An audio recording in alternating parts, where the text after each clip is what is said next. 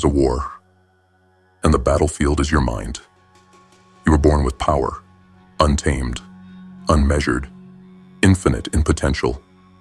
But before you could walk, they began burying it. With rules, with fear, with the slow poison of obedience masked as virtue. They handed you a script and called it life. Go here. Do this. Don't question. Don't think. Be nice. Be quiet. Be like them. And as you followed, the enemy smiled. Not the kind you see in myths or religions. Not horns and flames. No, something far more dangerous. Something that doesn't need to scream. It just needs to whisper. It waits. In your hesitation. In your doubt. In your addictions to comfort, entertainment, chaos, and numbness. It thrives every time you postpone your dream. Every time you say, I'll start tomorrow. Every time you silence your instincts to keep peace with mediocrity. And it has a name. But we won't even give it that power today. Because this isn't about what it is. It's about what it does. It infects your thoughts. It invades your time. It manufactures your fears. It keeps you drifting, without purpose, without discipline, without a spine. Drifting, that's the true plague. Because once you drift, you don't steer. Once you drift, you surrender your will to outside forces. And when you surrender your will, you've already lost. The world is filled with these drifters, walking ghosts, obedient workers, good citizens, people who gave up their fire to avoid the burn. But not you. You're not here to blend in. You're not here to float downstream like a lifeless leaf. You're here because something inside you has started to wake up. A scream beneath the silence. A rage behind your smile. A vision that refuses to die. This war is not new. But your awareness of it is, and that makes you dangerous. Because once you see the trap, you can escape it. Once you name the fear, you can face it. Once you define your purpose, you become untouchable. But understand this, you will never win if you don't learn the tactics. Because this enemy is subtle. It's not a monster that kicks down your door. It's the comfort that whispers, you've earned a break. It's the doubt that says, maybe this isn't for you. It's the lie that pretends to protect you while stealing every ounce of your fire. And if you don't declare war on it, you will live your whole life bowing to it, apologizing for who you are, settling for what you hate, waking up each day a little more hollow than the one before. No. This ends now. This ends with you. Standing tall, unmoved, unbreakable, unwilling to drift even a single inch from the path you carve. Because there is no salvation in safety. There is no greatness in comfort. There is no victory in drifting. And from this point forward, you will not drift. You will drive. You will direct. You will dominate. Step by step, we're going to burn the illusions to the ground, expose the mechanisms of mental slavery, replace fear with faith, confusion with clarity, and weakness with a warrior's will. You've already begun.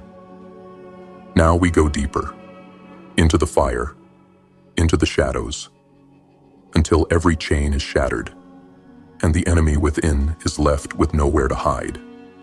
Let's begin. Lesson 1. Fear is the enemy's greatest weapon.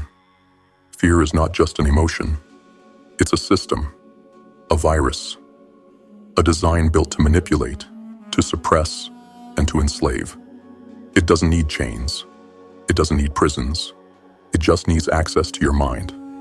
And once it gets in, it rewrites everything. You were not born afraid. You were born free, wild, curious, bold. But somewhere along the line, they infected you. With warnings, with threats, with images of failure, rejection, and punishment for standing out. They called it protection. They called it wisdom. But it was a muzzle. Don't speak up. Don't try that. Don't fail. Don't lose. Don't dream too big. Fear turns gods into ghosts. It erases voices before they're ever heard. It makes warriors bow. It turns potential into dust. But you want to know the sickest part? Fear works best when it's invisible. Most don't even know they're ruled by it. They think they're being logical, cautious, mature. But behind every "I'm just being realistic" is a man who gave up. Behind every "it's not the right time" is a woman who buried her purpose. Fear never yells. It whispers. And those whispers shape destinies. Fear of poverty. That's why most people never leave the job they hate. That's why they trade their time for crumbs and call it security. Fear of criticism. That's why they hide their ideas. That's why they need validation from the very crowd that fears change. Fear of ill health. So they obsess, worry, and stress themselves sick. Fear of loss. So they cling to toxic relationships and dead dreams. Fear of old age. So they chase youth instead of wisdom. Fear of death. So they never live. Do you see it now? Fear is a liar. But it is also a builder. It builds the invisible prisons that most will die inside of. And here's the truth no one wants to face. The world is engineered to keep you afraid. Afraid to speak. Afraid to leap. Afraid to question. Afraid to shine. Because a mind in fear is easy to control, easy to mold, easy to sell to, lie to, and profit from. But a fearless mind? That's a weapon. That's a threat. That's a wildfire that can't be stopped. So you must ask yourself right now, what is your fear costing you? What have you not started because fear wrapped itself in logic? What part of you have you buried to avoid judgment? What dreams have you postponed, waiting for courage that never comes? Because courage isn't something you wait for. It's something you choose. Right here, right now. You don't kill fear by analyzing it. You kill it by acting in spite of it. Feel it, and move anyway. Tremble, and speak anyway. Doubt, and build anyway. Every time you take action in the face of fear, you strip it of power. You rip it from your mind. You reclaim ground that was stolen from you. But you have to fight. You have to decide that fear no longer runs your life. Because if you don't, it will. And the price of that submission? A life half lived. A soul rusted with regret. No. You were not born to be ruled by shadows. You were not born to bow to ghosts. You were born to conquer. So take your fear and use it. Use it as fuel. Use it as fire. Use it as proof that what you're facing matters. Let it sharpen your instincts, but never let it paralyze your steps. You're not here to be cautious. You're here to be dangerous to the lies, the limits, and the mental parasites trying to own you. And it all starts with this: killing the voice of fear before it kills your future. Lesson 2. Drifting is the main method of control. Drifting. The silent death. The slow bleed of potential. The invisible leash around your neck that you call life. This is how they keep you docile. This is how they keep you distracted. Not by force, but by rhythm. By routine. By drift. See, they don't need to chain your body. They just let your mind wander. And that's enough. When you drift, you are not thinking. You are reacting. You are existing, but not deciding. You are floating through a system that was designed to consume you. Day by day, week by week, year by year, until one day you look in the mirror and the fire is gone. The light is gone. You are gone. Because you never chose. You just went with it. Wake up, work, eat, Scroll, complain, repeat. They've built a perfect maze, and the moment you stop thinking for yourself, you start marching in it. Drifters don't crash. They fade. They coast through decades with no direction. They don't fall off a cliff. They quietly rot in the comfort of average. And you know what's worse? They think it's normal. They think they're doing the right thing. Stable job, nice car, safe choices. But behind that mask of routine is a scream they've buried alive. Because deep down, they know. They know they were meant for something more, something raw, something powerful. But they gave it away. To what? Fear, comfort, distraction, approval, excuses. Drifting is not laziness. It's submission. It's letting the world make decisions for you while you pretend you're in control. And it shows up like this. You're busy, but not productive. You're surrounded, but disconnected. You're breathing, but you're not alive. A drifter waits for permission. A drifter waits for clarity. A drifter waits for the perfect time, the perfect mood, the perfect sign. But that moment never comes. Because drifting doesn't just waste time. It devours identity. You become what surrounds you. You mirror what you consume. You believe what you're told. And the system loves that. Because drifters don't rebel. They don't question. They don't break free. They just float where they're pushed. Right into debt. Right into obedience. Right into regret. But you're here because something's snapping. You're tired of floating. Tired of pretending. Tired of watching your own life pass you by like you're just a passenger. You were not built to drift. You were built to drive, to build, to command. And that starts with a decision. A violent, unwavering decision to reclaim your mind. To stop handing over your hours to whatever numbs you. To stop waking up just to survive another day. You must anchor yourself in purpose so heavy that no tide can move you. Because drifting is not neutral. It's a current, designed to take you where they want you to go.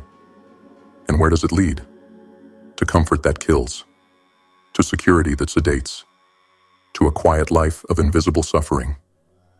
No. If you want to be free, you must stop drifting. You must grab the wheel. Every morning, every hour, every moment. And you must steer. Even when it's hard. Especially when it's hard. Because the moment you stop drifting, you become dangerous, unpredictable, uncontrollable, alive. And that's what the world fears most. So choose. Drift with the masses, or rise with the few. But understand this. If you don't claim your direction, someone else will. Lesson 3. Definiteness of purpose is the ultimate defense. There is nothing more dangerous to the enemy than a human being with a clear purpose. Because purpose is not just an idea. It's a shield, a sword, a force that burns through fear, distraction, and manipulation like wildfire. See? The enemy doesn't need to destroy you outright. It just needs to confuse you, to keep you wandering, doubting, chasing one shallow pursuit after another while the years bleed out. Without purpose, you're a ship without a compass. Easy to toss, easy to sink, easy to own. But with purpose, you become immune. Because the man who knows where he's going will not be seduced by every flashing light. He won't be swayed by cheap comfort. He won't be stopped by pain. He won't be controlled by fear. He'll burn. He'll bleed. He'll fall. But he will not drift. He will not break. He will not kneel. Why? Because he's anchored. Because he wakes up with fire. Because his life is not up for negotiation. That's what definiteness of purpose gives you. Clarity in the fog. Precision in the chaos. A target worth crawling through hell to reach. And most people, they'll you'll never taste that power. Because purpose requires war. You must fight to find it. You must rip it out of the lies you've been told, the identities you've borrowed, the voices that told you to settle down. Be realistic. Stay safe. You must break the mold and ask the only question that matters. Why are you here? Not what do you do? Not what do you have? Not what do people expect of you? What do you live for? Because until you answer that, you're a target. You're a drifter. You're prey to every whisper that tells you to quit. But once you decide, once you claim your purpose, like it's life or death, everything changes. Your time sharpens. Your energy becomes sacred. Your mind stops wandering. You no longer waste hours scrolling, gossiping, second-guessing. You move with intention. You speak with weight. You act with conviction. Purpose eliminates the noise. It kills the need to be liked. It crushes indecision. Because when you know what you're building, you stop apologizing for who you are. Let others drift. Let others chase trends and approval. You're here to build something eternal. And make no mistake, your purpose will cost you. It will isolate you. It will test you. It will demand that you become something greater than you are now. But that pain, that sacrifice, it's the price of freedom. It's the toll at the gates of greatness. And the truth is, you were born to pay it. You were not built for a lukewarm life. You were built to lock onto a vision so powerful it burns through every excuse you've ever made. So stop drifting. Stop waiting. Stop pretending you don't feel that fire rising in your chest. Define your purpose. Sharpen it. Engrave it on your soul. And let it drive every move you make. Because once you move with purpose, the enemy has no hold on you. You're no longer just alive. You're a weapon, a storm, a force that cannot be stopped. Lesson 4. Education is often misdirected. They said if you wanted to succeed, you had to go through their system. Sit still, raise your hand, memorize, obey. 13 years in school, 4 more in college, a few certificates on the wall. And now, what? You were never taught to think. You were taught to submit. Because that's what the system rewards. Obedience over originality. Repetition over reasoning. Conformity over creativity. They call it education. But in truth, it's indoctrination. A factory of compliance. A mass production line where minds are boxed, labeled, and sent off to feed machines they'll never own. They told you what to remember, but never how to remember. They told you what to think, but never how to question. And the moment you did question it, you were punished, labeled a problem, too aggressive, too loud, too different. But here's the brutal truth. The system was never built to make you powerful. It was built to make you predictable. Because a thinking man is dangerous. A self-educated woman is unstoppable. And someone who questions everything can't be controlled. Look around you. The most powerful minds didn't come from classrooms. They came from chaos, from fire, from rebellion. They built themselves outside the system because they understood something most never do. Real education begins when you destroy the illusion of learning. You can read 1,000 books and still be a slave. You can earn every degree and still be asleep. Because the form of education is not the same as the function of wisdom. And wisdom doesn't come in tidy lesson plans. It comes from pain, from failure, from relentless self-reflection. It comes from bleeding on your craft, from choosing experience over approval, from throwing yourself into the fire until the world can no longer ignore your name. But this system will never teach you that. Because if it did, you'd stop feeding it. You'd stop working jobs you hate. You'd stop buying lies you don't need. You'd stop living for a future that was designed to never arrive. Instead, you'd create, building lead. And that terrifies them. So they make sure you're educated, but not awakened. Trained, but not transformed. Informed, but not free. Because when you're truly educated, you don't just memorize ideas. You wield them like weapons. You question everything. You deconstruct every belief handed to you. You study with purpose, not just to pass, but to penetrate the world. So what does real education look like? It looks like this. Reading what they told you to avoid. Studying the patterns behind power. Learning from failure instead of hiding from it. Mastering your emotions. Training your focus. Sharpening your speech like a blade. It means replacing shallow knowledge with deep understanding.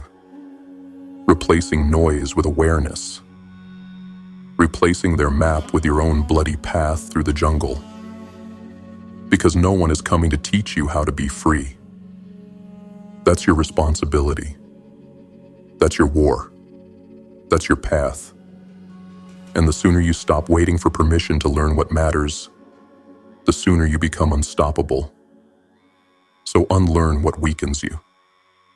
Relearn what builds you. And never again confuse schooling with mastery. Because true education isn't what they give you. It's what you take for yourself. Lesson 5. Religion, politics, and school can be tools of manipulation. There are 3 pillars they hide behind. 3 ancient structures wrapped in virtue and honor. But when you strip away the illusion, you see them for what they really are. Mechanisms of control. Religion, politics, education. On the surface, they promise truth, order, and salvation. But in the shadows, they whisper obedience, division, and submission. Let's rip the veil off. Religion. It was meant to connect you with something greater, a force beyond man, beyond ego, beyond death. But instead, it's been twisted into chains, used to breed guilt, shame, and fear of questioning. They told you that doubt is sin, that obedience is holiness. The salvation is somewhere out there, if you just follow the rules and wait your turn. They didn't teach you to know yourself. They taught you to fear yourself. They replaced experience with dogma. They turned sacred truth into ritual. And in doing so, they convinced billions to kneel before men who claim to speak for God, while silencing the divine voice already within them. Politics. It was meant to give power to the people, to represent the will of the many. But now, it's a circus of lies, a battlefield of illusions. Left versus right, red versus blue. All while the real strings are pulled behind closed doors, by men whose names you'll never know. They divide you to control you.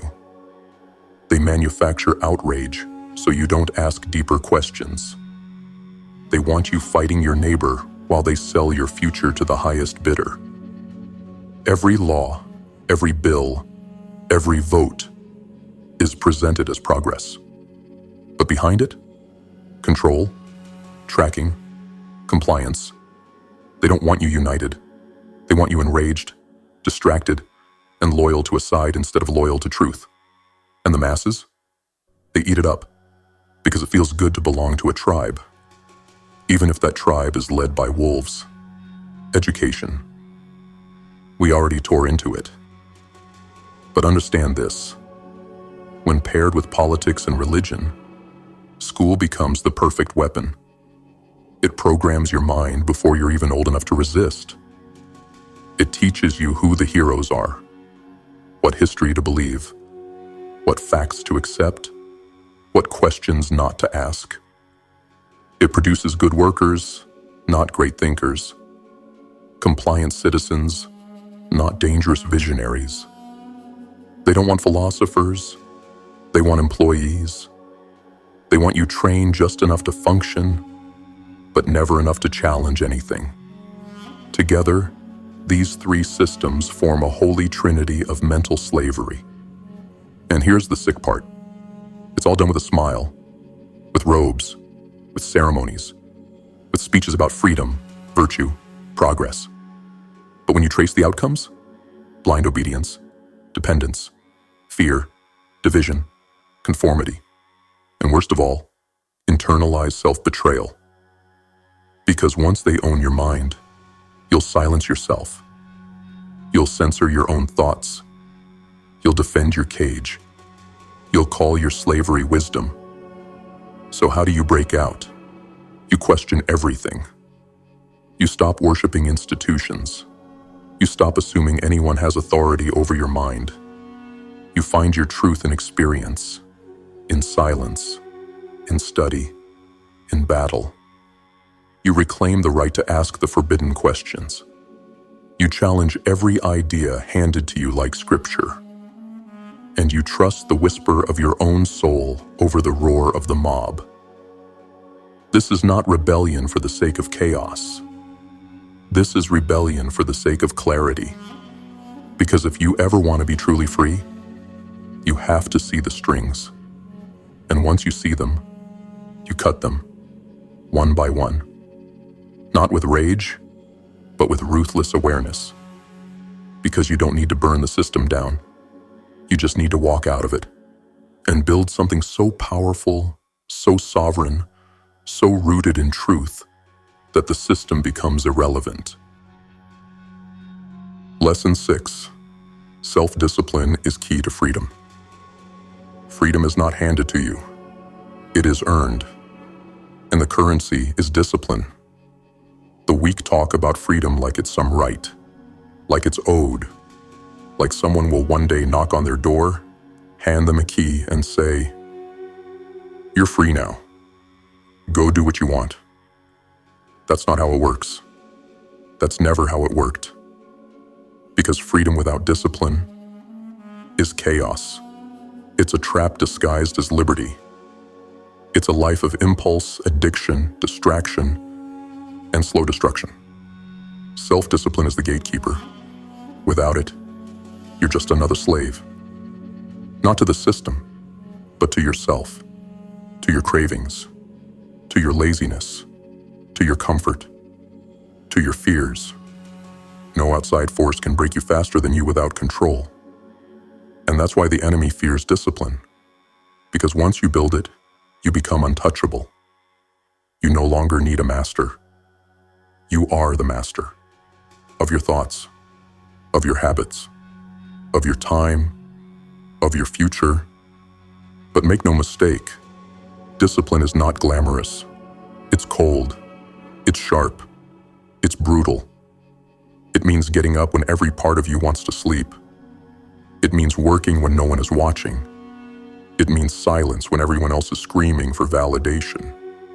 It means choosing the long path while the crowd worships shortcuts. Discipline is doing what needs to be done, especially when you don't feel like it. And that's the secret they don't tell you. You think the elite are driven by passion? No. They're driven by orders. Orders they give themselves. Commands. Non-negotiable codes burned into their routines like scripture. They don't wait to feel motivated. They move without emotion. Because they know this law, emotion follows motion. And motion comes from discipline. So how do you build it? You suffer. On purpose.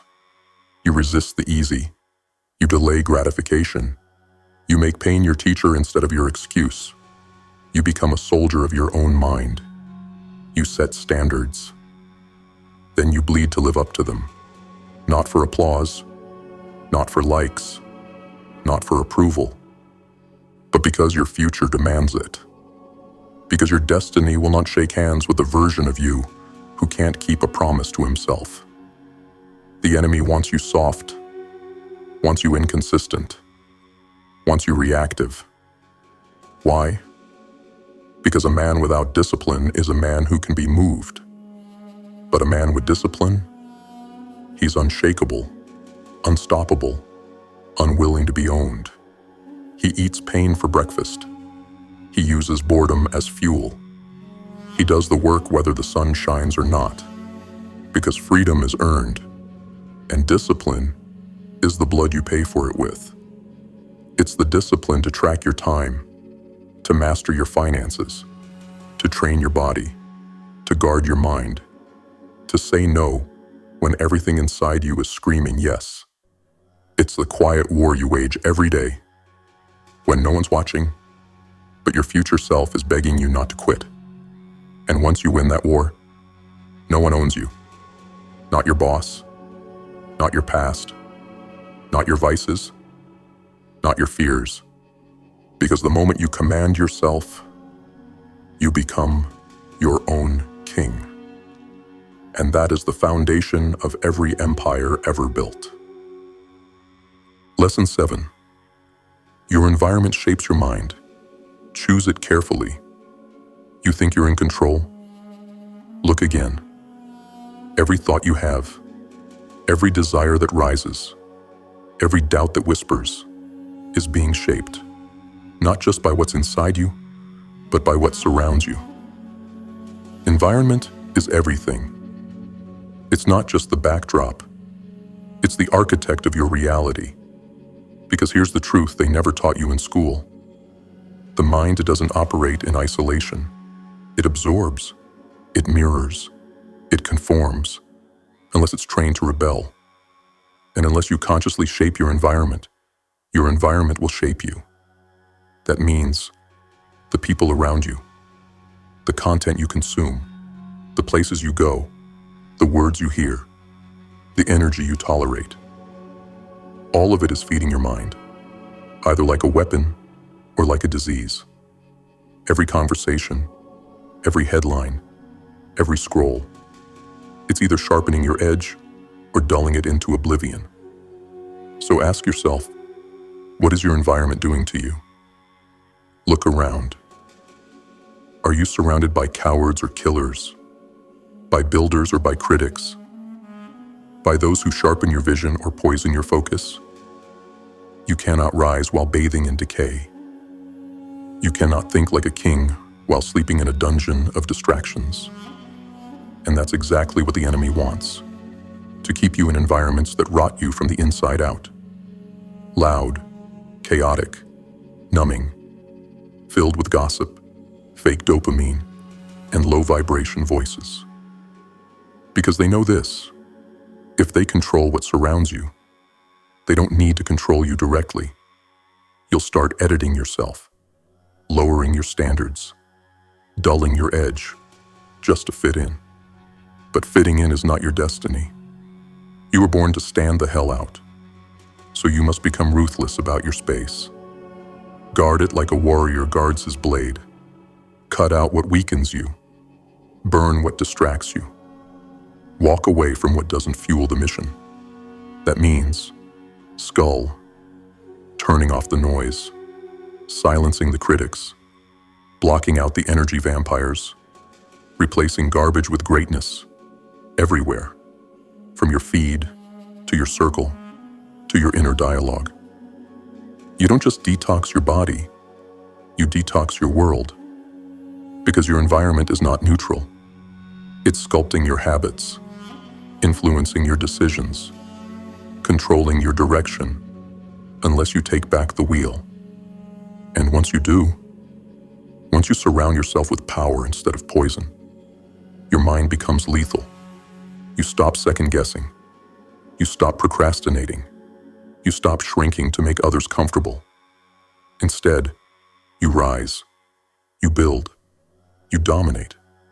Because every minute spent in a weak environment is a minute dragging chains. But every second spent in a sharpened one is a second forging you into something the world cannot ignore. So here's the war plan. Audit everything.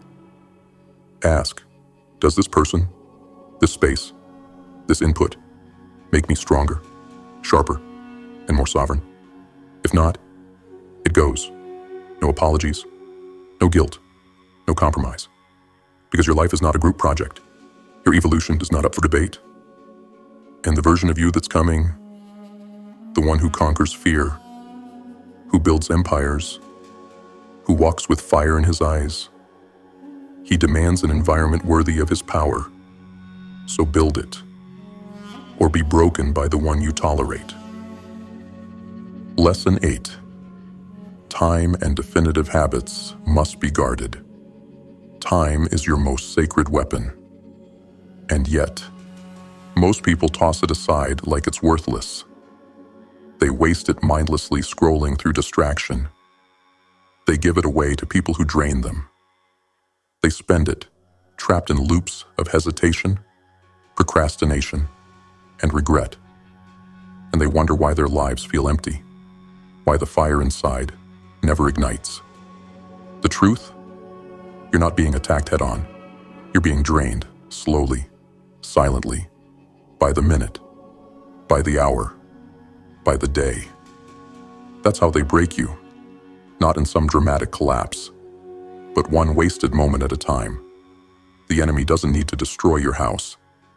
It just has to make you forget to lock the door. And that door, that's your attention, your routine, your habits. Because time without purpose is a weapon used against you. And when it's paired with lazy reactionary habits, you become predictable, software, weak. You can tell me your goals, your dreams, your ambitions. But if I watch your habits, I'll tell you your future. Because it's not what you hope for that defines you. It's what you do daily. It's the discipline of waking up early when your body screams to sleep. It's the grind of learning when you'd rather be entertained. It's the silence you sit in instead of the noise you crave. You are not what you say. You are what you repeat. And repetition without direction is a curse. It locks you into cycles that devour you, slowly, invisibly, and completely. If you don't control your time, someone else will. If you don't design your habits, you will default to the ones that break you. Because make no mistake, you already have habits. The question is, do they serve you or sabotage you? If you don't have a non-negotiable daily code, you've already surrendered. The world will program you. Your vices will control you. Your impulses will lead you to ruin. That's why the ones who rise above the noise, they become militant with their time. They carve out their hours like a sculptor carves from stone. They guard their routines like warriors standing watch at the gates. Every meal, every workout, every task, every breath. Calculated, deliberate, purpose-driven. Because they know the truth. You either build a life with intention, or you live one by accident. So what's your environment of time? Do you treat each hour as a battlefield or a playground? Do your habits forge steel or feed weakness? Are your routines lifting you or quietly bleeding you out? These aren't questions to ponder. They're questions to act on. Right now. If your morning doesn't belong to you, your day never will. If your evenings are chaotic, your purpose is leaking. If your habits are soft, your future is vulnerable. This is not about balance. This is about ownership. The kind of ownership that demands structure. The kind that trades short-term pleasure for long-term power. The kind that refuses to drift, even for a moment. So build the system, refine the structure, sharpen the habits, guard the schedule, honor the time. Because in the end, your destiny isn't in the stars. It's in your calendar. It's in your habits. It's in how you spend this very second. And if you can master that, you don't just win, you dominate. Lesson 9. Faith, not religion, is a weapon against fear. Fear feeds on uncertainty, on doubt, on the unknown. And when fear has you in its grip, it doesn't just freeze your actions. It erodes your identity. It makes you forget who you are. It makes you question your worth. It convinces you that safety is more valuable than freedom. That's how the system wins. But there's one force, stronger than fear, deeper than logic, louder than doubt, that destroys its grip before it even tightens. Faith. Not the kind they sell in books. Not blind obedience dressed up as virtue. Not rituals without understanding. I'm talking about real faith. The kind that moves through your veins like fire. The kind that makes you walk into the storm with no visible path. Because your inner knowing burns brighter than the chaos around you. Because when everything collapses, when the plan fails, when the money's gone, when the world turns its back, faith is the only thing that keeps you moving. But here's the thing. Faith is not given. Faith is forged. Forged in silence. Forged in darkness. Forged in these nights when you're staring at the ceiling wondering if this is all a waste. And something deep inside growls back, keep going. That voice, that's faith. Not from a book, not from a sermon, but from the furnace of your own soul. Because real faith has nothing to do with repeating someone else's beliefs. It's not about singing the loudest or quoting the most. It's about trusting your mission when there's no applause. Trusting your vision when there's no validation. Trusting your power when the world doubts your existence. Faith is the decision to believe in yourself and in something higher than the noise. Something deeper than the fear. Something stronger than the storm. And you better believe, if you don't choose faith, fear will choose you. Fear and faith cannot coexist. They are enemies. One will kill the other. And whichever you feed, wins. So what does real faith look like? It looks like silence when others panic. It looks like discipline when the results aren't visible yet. It looks like showing up, again and again, when everything inside screams to quit. Faith is offensive, not passive. It doesn't wait for signs. It creates signs. It doesn't ask for proof. It becomes proof. And make no mistake, this world doesn't reward the doubters. It devours them. This world bends for the ones who move forward like they've already won, because their faith refuses to make room for defeat. But understand, faith is not fantasy. It's not delusion. Faith doesn't ignore the mountain. It climbs it, bleeding, sweating, unshaken, because real faith is rooted in purpose, and purpose kills fear every time. So the question is not, do you believe in something? The question is, do you believe in yourself enough to burn every excuse? Do you believe in your mission enough to walk alone? Do you believe in your vision enough to bet your life on it? If not, you'll always hesitate. And hesitation is death in this game. So stop waiting for permission to believe. Stop waiting for proof to act. Stop waiting for the fear to leave. Move with it and crush it under the weight of your faith. Because the enemy wins the moment you forget who you are. Faith wins the moment you remember what you're here to do. So choose fear or faith. But don't pretend you can have both. Lesson 10. You are responsible for your own mind. This is the final blow. The one truth that separates the powerful from the pitiful, the awakened from the obedient, the builders from the beggars. No one is coming to save you, because no one can save you from your own mind. The thoughts you think, the beliefs you hold, the stories you repeat to yourself over and over again, they are either your prison or your pathway, your weapon or your weakness. And here's the brutal truth. You chose them, even if you did it unconsciously. You allowed them in. You fed them. You kept them alive long after they started eating you from the inside out. The doubts, you rehearsed them. The fears, you nurtured them. The excuses, you perfected them. And now, they rule you. But they only rule you because you let them. You want to know how the enemy wins? It convinces you that you're a victim of your mind, that your thoughts just happen, that your conditioning is permanent, that your trauma is your identity, that your past is your limit. Lies. Every last one.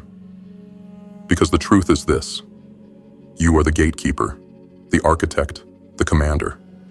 And no one has the right to control your mind without your consent.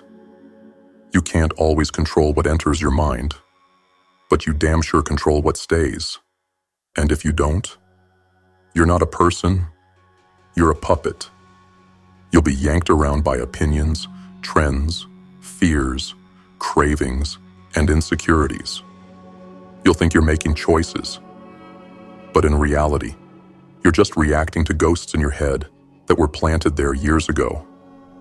Understand this: your mind is your kingdom, and if you don't rule it, someone else will.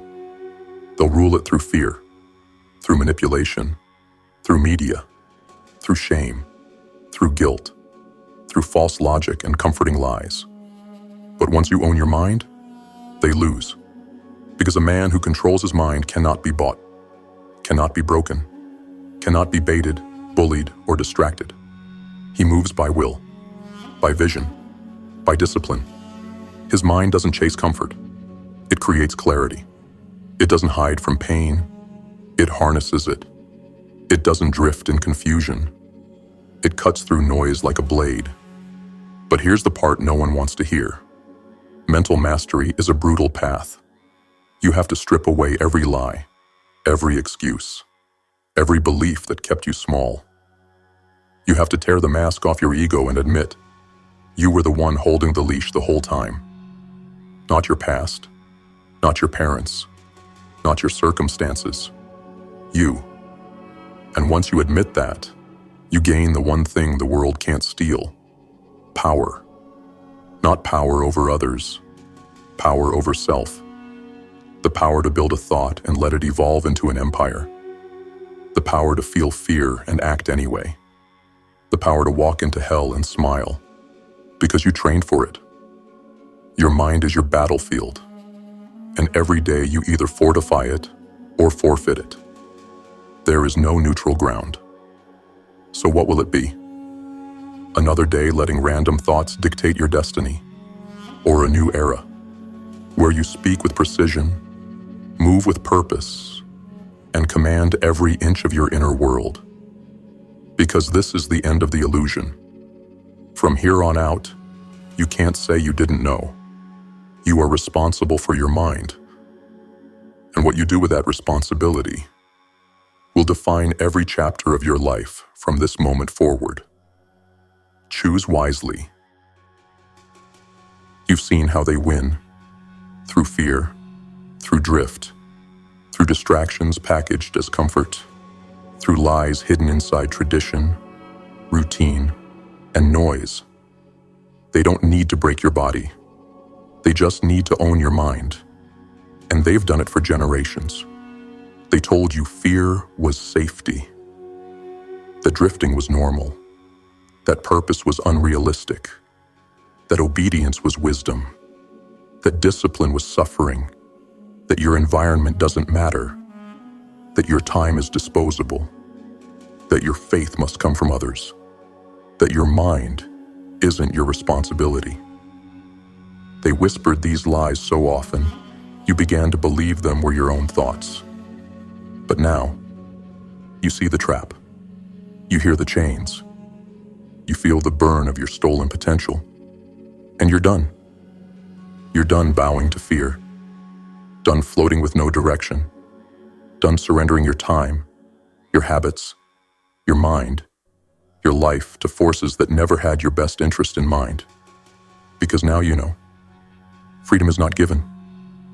built, brick by brick, thought by thought, day by day, through ruthless discipline, through painful clarity, through radical ownership.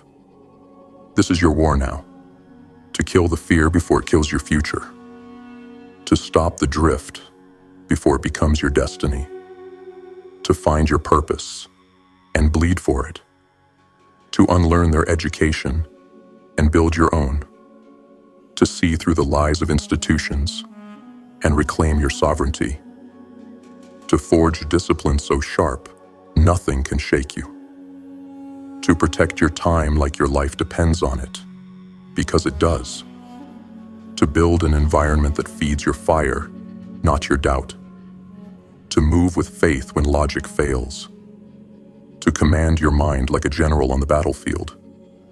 You were not born to be passive. You were not born to be polite. You were born to lead, to fight, to build, to dominate. First and foremost, yourself. So this is the line in the sand. You leave the victim behind. You bury the drifter. You burn the script they gave you. And you rise as something they can't define, can't predict, can't control. A weapon, a force, a sovereign mind forged in fire. The war isn't out there. It's in here. And the moment you choose to win it, nothing can stop you. Not them, not time, not fear, not fate. Because you're not just surviving anymore. You're outwitting the devil and taking back your soul. Now move.